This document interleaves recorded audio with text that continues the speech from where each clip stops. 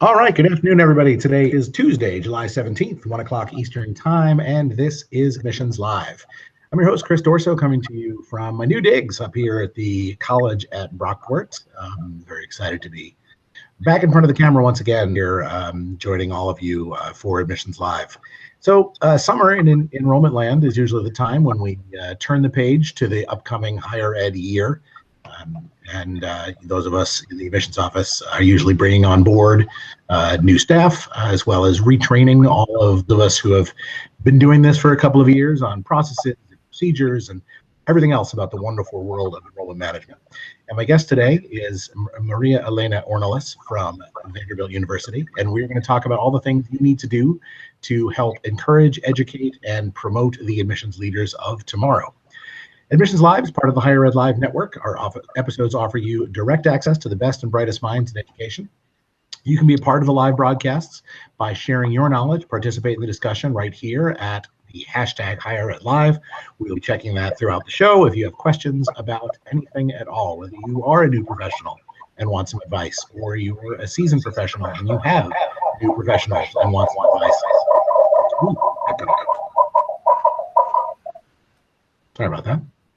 All of our episodes are free and easy to access in the video archives at higheredlive.com, or you can take Higher Ed Live with you on the go by subscribing to the podcast.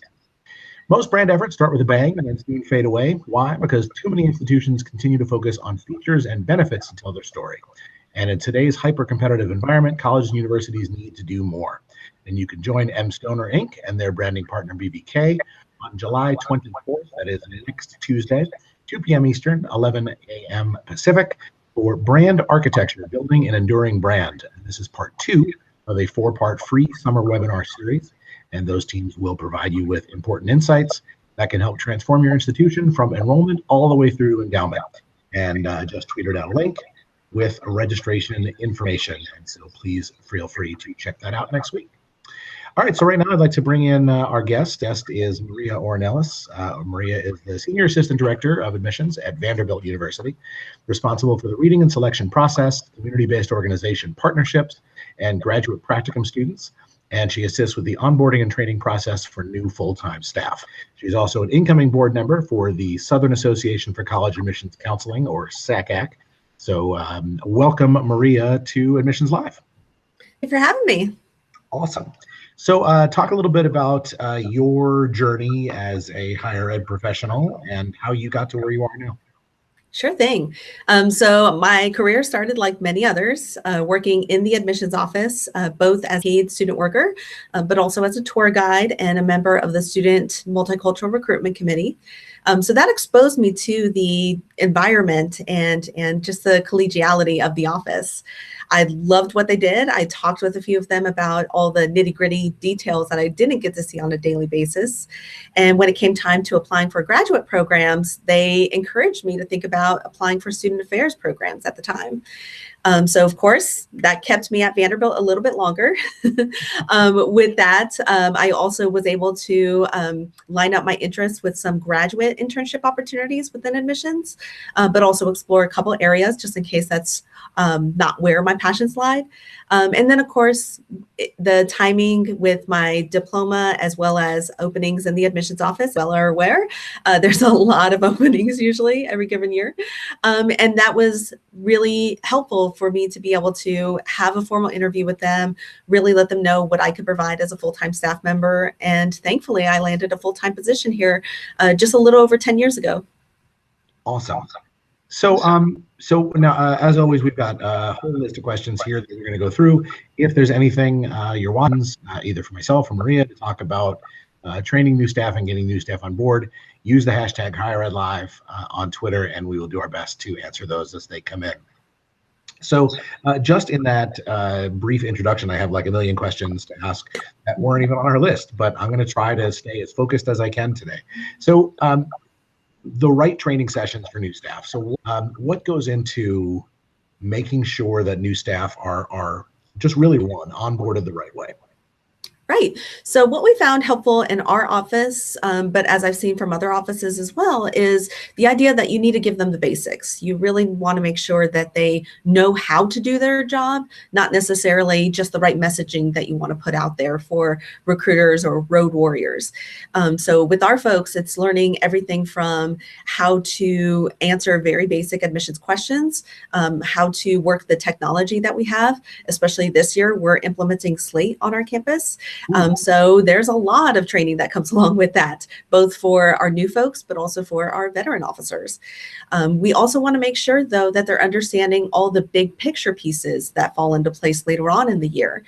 So that way they at least have this idea of what will be happening down the pipe, how to prepare for that time when it comes to our reading process. Maybe it has to do with our multicultural weekend that we host, or a number of other different facets of the admissions office at Vanderbilt. We also want to make sure that they're plugging into the right networks within the profession. So we actually sponsored their trip to Dry Run, which is a new admissions counselor seminar, about 3 to 4 days worth, in a variety of different cities. But this year it's going to be hosted in Atlanta. That's one of their first big trips with us. And they're able to really learn the profession as a whole, what it means to be an admissions counselor, what it means to kind of represent your school, especially if you are an undergraduate alum from that particular institution. All right, so now I have more questions. So talk to me about Dry Run. That's a program I'm not familiar with. Yeah, so a lot of different professional associations have this type of program. Brings in what are considered faculty members. They're veteran admissions officers from a variety of different institutions. And these faculty members mentor our new admissions officers. They help them understand what it means to do a elevator speech within 5 minutes, or maybe it's again learning all the niche type opportunities within admissions, athletic recruitment, working with specific populations. Do you have an honors college at your particular campus?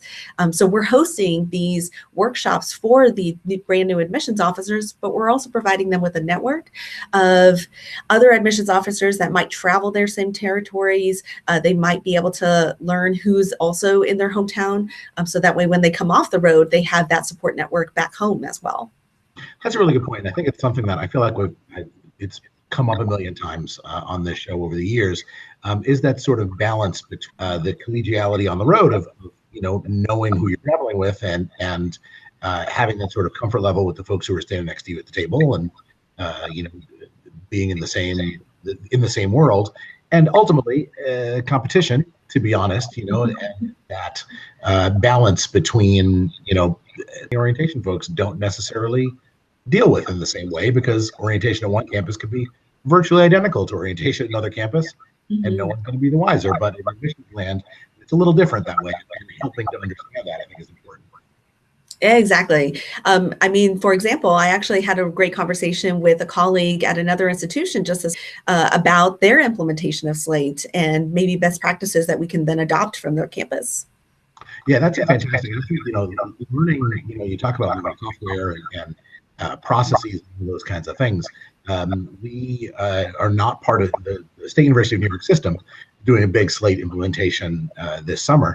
And we are pushing back a year or two for almost exactly that reason. I mean, part of it is our Hobson's contract, but part of it is, hey, we're going to learn from everybody else's mistakes, and we'll be able to use all of those connections to make our implementation better down the road.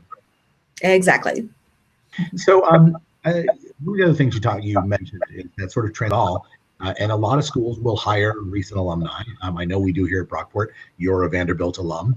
And how do you help young professionals make that change from, okay, I'm a tour guide, I'm a student, I'm going to class, and my responsibilities are sort of all over the place, to now my responsibilities are real. We had it happen here on campus maybe 3 or 4 months ago when we hired a recent graduate who had been a tour guide and had been everything else. His younger brother is, difficult, certainly, especially when they do still have younger friends or even siblings on that same campus and trying to navigate those relationships. But how we tend to coach them is first, it could be very formal, not putting them on student worker or maybe ambassador teams. So that way they do have that separation, at least for the first year or two, immediately after graduation. The other big piece, though, is helping them to understand what it means to be a campus representative, because at this time you are completely representing your campus very differently than you may have as a student leader on the campus or something of that nature. Right. So helping them navigate that. Yeah, the way you answer questions changes very much. So let's talk a little bit about something else you said earlier about finding out where your passions lie. And I think that's important because student affairs is a many tentacled beast. There's, enrollment and student activities and all the res life and everything that goes into it. How do you help young professionals find where their passions lie and or maybe don't lie? Because a lot of, your first job is finding out what you don't like and finding a way to sort of power through that. I think it's really helpful in our office that we've implemented a survey they've enjoyed from the last year, what maybe they haven't quite as enjoyed, and where we can kind of make some changes. In particular, we think about pathways in our office. If you find that programming is where your passion is, how can we build up that leadership role for you in the programming sector? Maybe you enjoy traveling. So is there a way that we can get you plugged into our travel coordination team so that way you understand how the process works from a bigger picture perspective?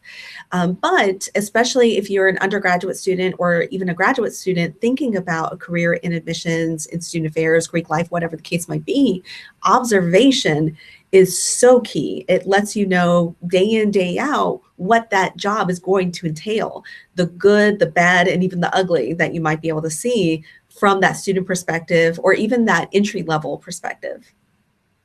I think the big picture thing is important. And I think that can be imposing for a new employee to sort of understand the cyclical nature of what we do and how all the pieces fit together in various ways. But I think it's a really good point to help. And I think that really helps with that transition piece, helping them understand that it is a bigger picture. And it's not just, okay, you were a tour guide and you do tours and that's it. Or you stand behind the table in a high school gym and that's it. Or it's application reading and that's it. All of these pieces are important and they do all fit together. And that big picture piece I think that, it helps make admissions as a career a real thing, because it is a real thing. It's absolutely a real thing. And I think that helps build that in younger professionals. Yes. And it's also a very crucial aspect of, what goes on that larger campus. If they don't get the students in or the right kinds of students in, how are they going to pay the bills? How are they going to fill the beds within the residence halls? Things of that nature.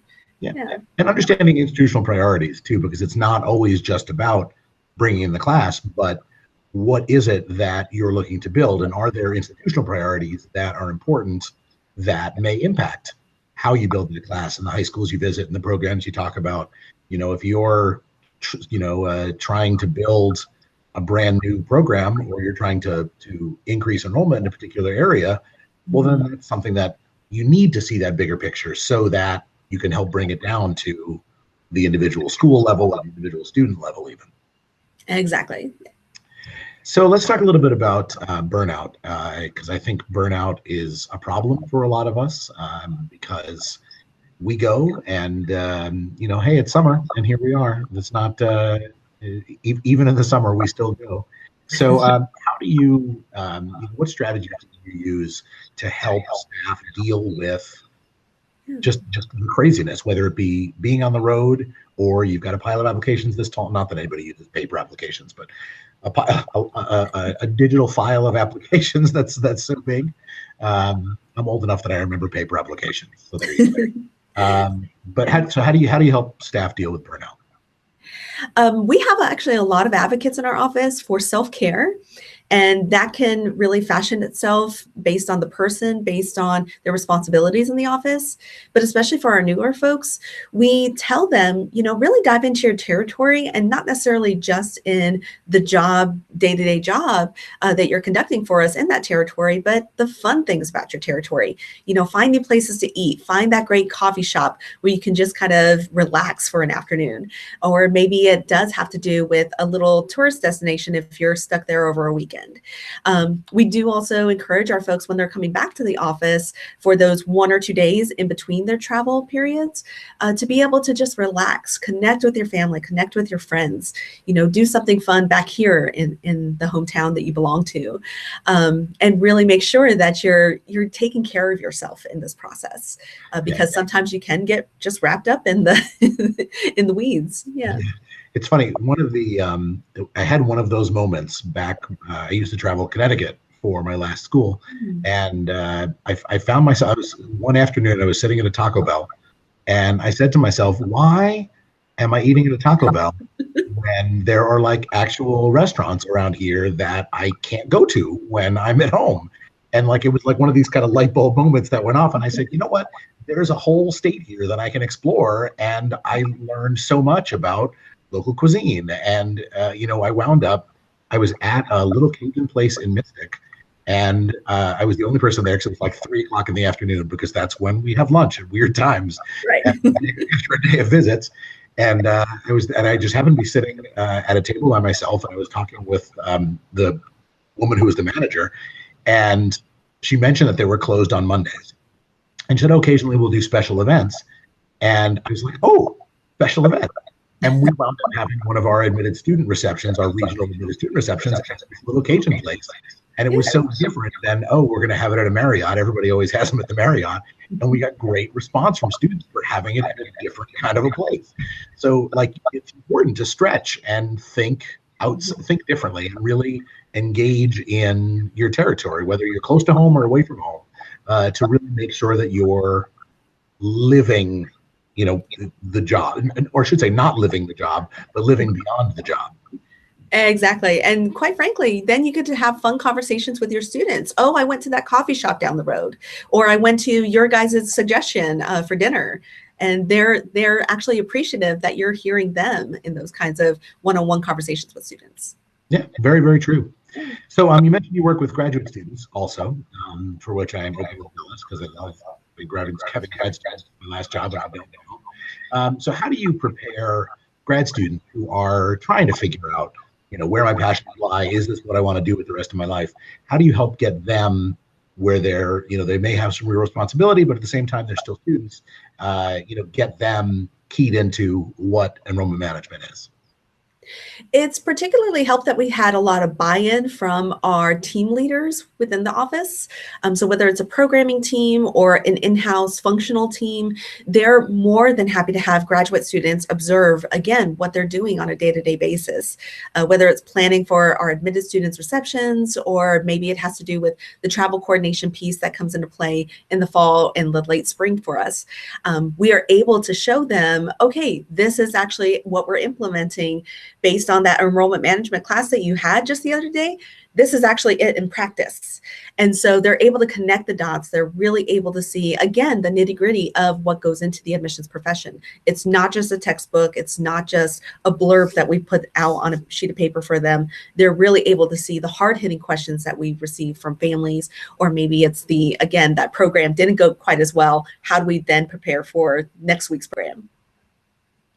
I think one of the best things we did with our grad students at Stony Brook, at my last job, was our grad students were largely responsible for triaging our main admissions email account. Mm-hmm. And it was like really thrown to the fire, because you're dealing with all sorts of crazy things, and you're getting a sense of the sort of the cyclical flow of things. And it sort of forces them to ask questions. It forces them to say, okay, this is a question about tours. All right, go talk to the guy who coordinates tours. All right, this is a question about, one of our opportunity programs. All right, go talk to Michelle and learn about the opportunity programs and how those, work, and how the program is structured and the process is structured. And so it helped them sort of it forced them sort of to think about the big picture again and how those pieces kind of come together. Exactly. Yes, that's something that I'm very proud of, is that we've built up this curricula, if you will, in our office, making sure that they're understanding the cyclical nature, but also those minute details of the admissions profession during that given year that they're with us. Yeah, I think it's one of those things that I just had the conversation with one of our new professionals the other day, that it's very easy in this job, and I've been doing this for almost 20 years. I've heard these same questions roughly 48,000 times in 20 years. But it's the first time these parents and these students and these families are asking the questions. And you've got to give everything you've got in every interaction, and not, whether you're standing behind a table or responding to an email or a phone call or a student in the office, you want to make sure that you're putting your best foot forward at all times, even when you're exhausted, because it's Thursday night or Friday morning after a long week of travel, and you just want to be home and you just want to be done. The job is still the job, and it's important. What we do is important. Exactly. Yeah. Wholeheartedly agree.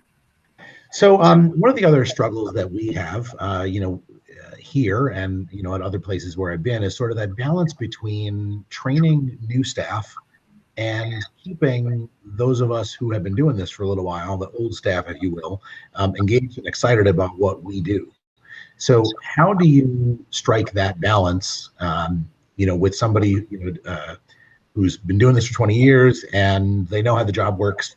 I don't need training. I just leave me alone and do my job. But yet that constant professional development is still really important. How do you bridge that gap? Yeah, I mean, there's always another opportunity to learn something new, whether it's internally in your office, or maybe it's outside within the whole organization, or even within the profession. So there's always an extra avenue that they may not have taken yet that can give them that renewed energy and excitement for the profession itself. Because we do want to make sure that we're retaining our staff just as much as we're bringing in and training our new staff correctly.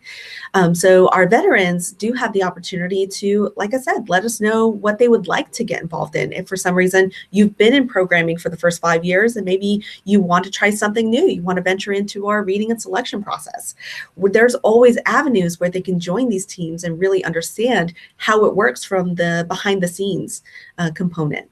We also encourage folks to really think about conferences that they're attending as well. So whether it's our professional admissions conferences, regional or our national one, but also some of our more specific conferences, CIFSA, for example, visitor services, information sessions, ambassadors. Those are great opportunities to see what other campuses are doing. Maybe it gives you an idea to bring back to the campus to implement, or maybe it's understanding, okay, this is how my profession within visitor services is connected to what our enrollment management strategy is going to be for next year, increasing from the West or increasing the female balance on our campus, or whatever the case might be there. Yeah, I'll definitely put the plug in for conference participation. I can't say enough good things about it. And that was one of those things where, as a young professional, there are, and I'm actually wearing my SUNY Cap shirt today inadvertently. This is our State University of New York admissions group, and each summer we have a conference. And it was one of the first professional conferences that I went to that made me realize that higher ed is really a thing. And it's not just a job, but it's a thing. And all of the pieces do really fit together in very tangible and crucial ways. Mm-hmm. And so whether that be at the state level or the local level or the national level. Now you are, I'm assuming, biased because you are a SACAC.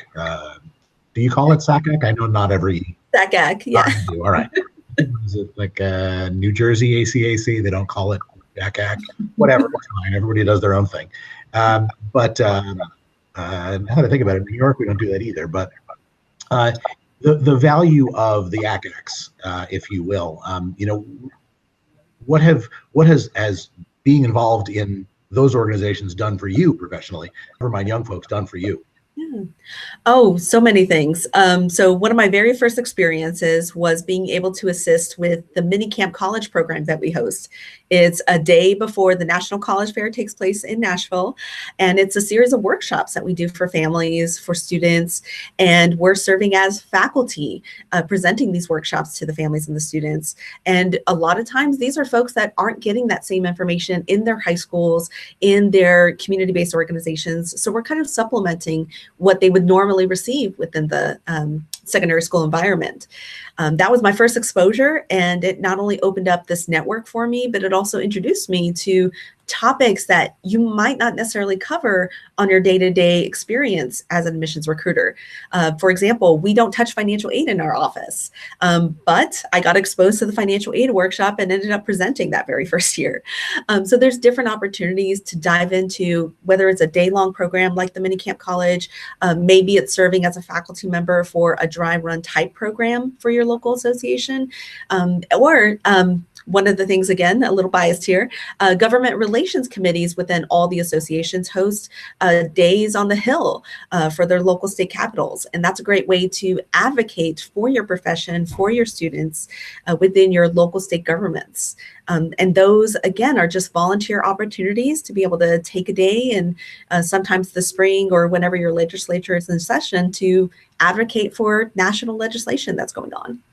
Yeah, that's a really good point. I think it sort of speaks to something that sort of overrides all of this. Is throw yourself out there. Don't be afraid to, do a volunteer day. Those, the advocacy days are just wonderfully productive days where you're meeting folks from all over the place and you're potentially really making a difference in not just your campus, but the higher education experience as a whole, because higher ed is crucial. And, everything's at a crucial point right now, but, higher ed's at a crucial point right now. And having that advocacy is so very important. Good thought. So let me see. I'm trying to think if there's anything else that I have. I wanted to talk about life on the road a little bit, because I think one of probably the biggest adjustments for a new professional is that sort of that first road trip of okay, we've trained you, you know everything you need to know about the school. You've got boxes full of brochures and a banner and a table sign. Now go on the road. How do you help new professionals maintain that connection when they're on the road, whether it be local on the road or a distance on the road, and sort of help keep that relationship strong, while they're really in the heat of, what is probably the trickiest part of the job. Sure. So one of the funnest things and more recent things that we've done with our new folks is we've added a group me to everyone's repertoire. And that allows us to not only connect the fun and sometimes even the horrendous things that happen to us while we're on the road, but also just a kind of a touch point for your cohort members, or maybe it's your supervisor or whomever the case might be, just to say, hey, I made it safely, driving 6 hours to my destination, or what, the torrential downpour actually missed us, so I was able to get to my city nice and safely. Or it's, again, those fun moments to be able to say, this student said that they're going to apply early decision because of the conversation that we had. I'm so excited about this. Or my counselor really commented that I did an excellent job at my very first high school visit. I've got positive remarks coming back to my supervisor. So that's, a great touch point for, again, whether it's a brand new person or sometimes our veteran officers, just to be able to stay connected to people that they know, people that they care about. Awesome. So we are coming up on 1:30, so we are going to wrap up. But Maria, I'm going to cede the floor for you to give your advice. If you could give advice I'm going to ask you two questions. First of all, advice for new professionals. What would your key piece of advice for new folks? And then secondly, your piece of advice for supervisors, or folks who are trying to train new folks and bring new folks on board. Your advice for both of those groups. Sure. For my new folks, I would highly recommend diving in at any given opportunity, whether it's something that, again, is posed within your teams that you belong to within your office, or as you start to think about the larger network of admissions professionals, associations, conferences. Don't don't be afraid to dive into those opportunities, because that's how you start building your network. That's how you start building your credibility, if you will, as an admissions officer.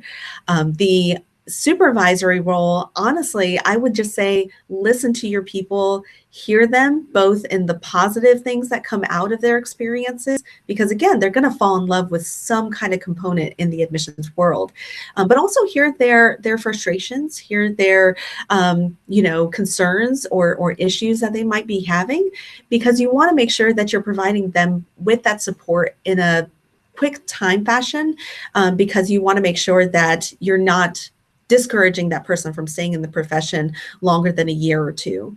We want to keep these folks around and build up our new generation. Awesome. Well, thanks so very much, Maria, for joining us, and thanks to everybody who spent some time with us this afternoon. Thanks, as always, to our friends at M. Stoner for their support, and to my colleagues here at Brockport and our friends down in Vanderbilt for their support of the show today. Join Higher Ed Live tomorrow. We're pushing off to 1:30 Tuesday. So join Higher Ed Live again tomorrow, 1 p.m. Eastern, for our next broadcast. I believe it's a Student Affairs Live. And with that, we will close. Thanks so very much for watching. This has been Higher Ed Live.